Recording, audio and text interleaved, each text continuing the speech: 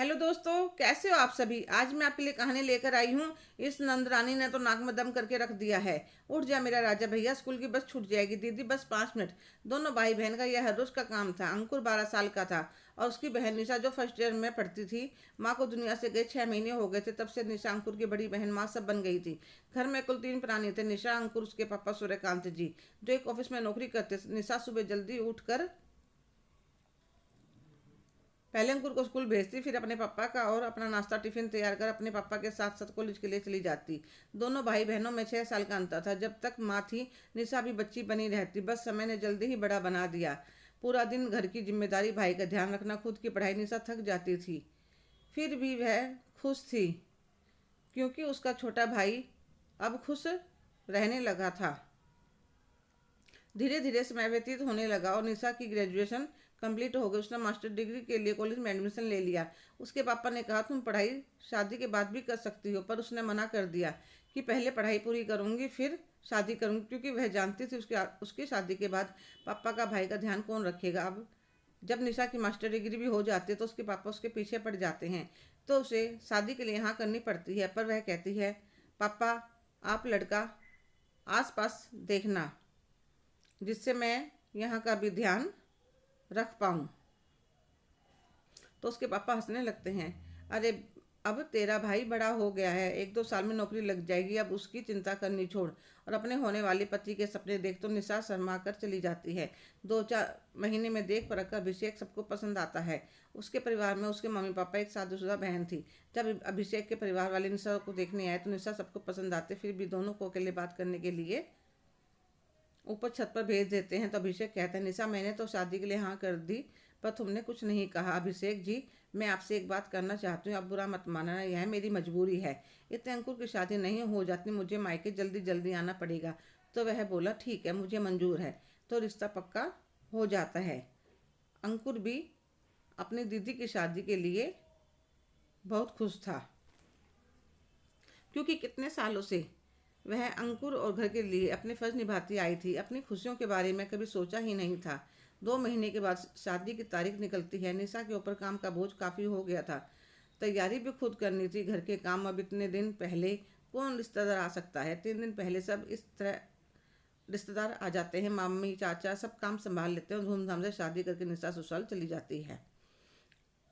अब पग फेरे की रस्म के बाद सारे रिश्तेदार भी विदा हो जाते हैं। घर में रह गए बाप बेटा के लिए निशा ने पहले ही खाने बनाने वाली रख दी थी। बर्तन सफाई कपड़े करने के लिए अलग से एक मेड आई थी। खाना बनाने वाली अपने टाइम पर आती, खाना बनाकर रख जाती थी। हफ्ते में एक दिन निशा भी आ जाती।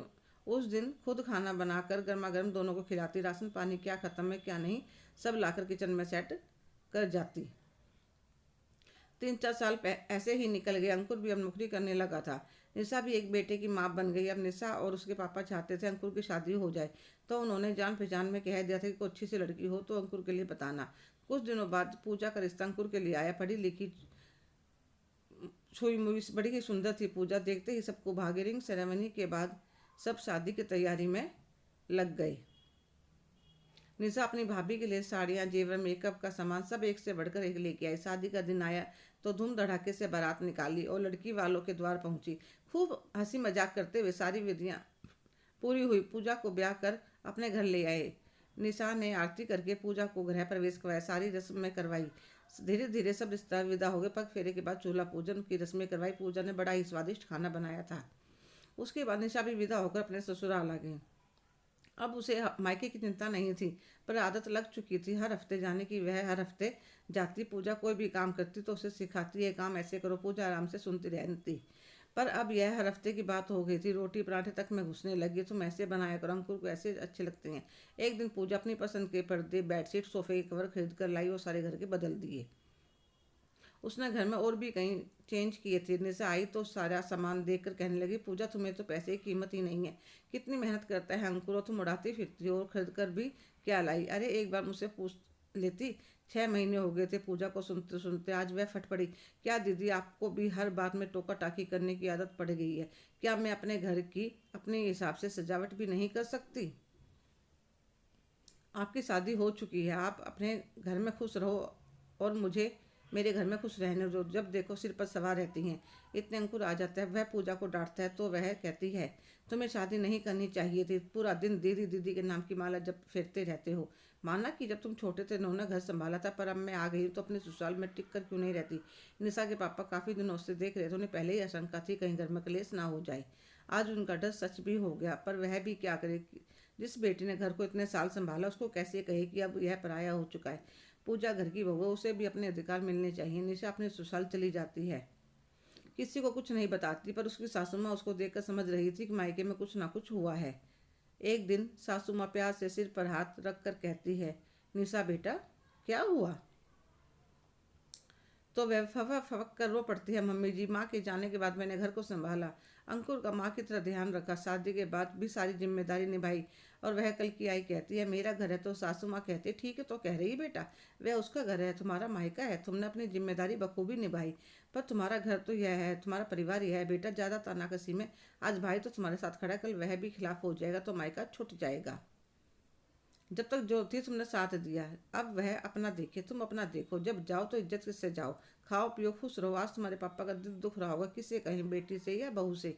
इतने में घर की बैल बजती, वह जाकर दरवाजा खोलते, गेट पर अंकुर और पूजा खड़े थे। देखते ही पूजा पैरों को छूकर माफ़ी मांगती है, दीदी प्लीज मुझे माफ़ कर दीजिए, पता नहीं उस दिन मैंने गुस्से में क्या कुछ बोल दिया। अंकुर भी सिर झुकाए खड़ा था। निशा दोनों को अंदर ले आती और कहती है, तुम्हारी गलती नहीं पूजा, मैं ही मायके का मुंह नहीं छोड़ पा रही थी। नहीं दीदी ऐसा मत कहिए, नहीं मैं किसी से नाराज़ नहीं हूँ। तो दीदी चलिए ना घर। हाँ आऊँगी, कल ज़रूर आऊँगी। फिर उन्हें चाय नाश्ता करवा कर भेज देती है। अगले दिन जाकर अपने पापा के पास बैठती है। पापा कहते हैं, नाराज़ है ना अपने पापा से। नहीं पापा, मैं किसी से नाराज़ नहीं हूँ। हर लड़की जब बहू बनकर आती है तो उसके अपने घर को लेकर कुछ सपने होते हैं। मेरे सिर पर जिम्मेदारी थी, मैं सपनों के बीच कभी मायके तो कभी ससुराल भागती रही, उन्हें कभी जी ना सकी। पर पूजा का पूरा हक है वह अपने सपनों को जिए। मैं अब ऐसे आया करूँगी जैसे सब बेटियाँ मायके आती हैं, और खूब नखरे उठवाऊँगी, बैठे बैठे हुक्म चलाऊँगी, खूब आराम करूँगी। क्योंकि लड़कियाँ मायके में आकर कैसे टेंशन फ्री रहती हैं, मैं भी वह ज़िंदगी जीऊँगी। हाँ बेटा क्यों नहीं। इतने में पूजा निशा की पसंद के भजिए और अदरक वाली चाय, सूजी का हलवा बना लाती है।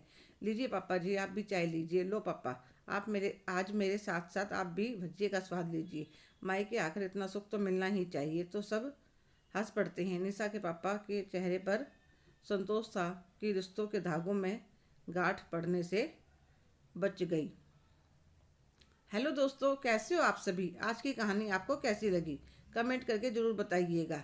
अगर आप मेरे चैनल पर नए हैं तो प्लीज़ लाइक शेयर सब्सक्राइब करना ना भूलें। धन्यवाद।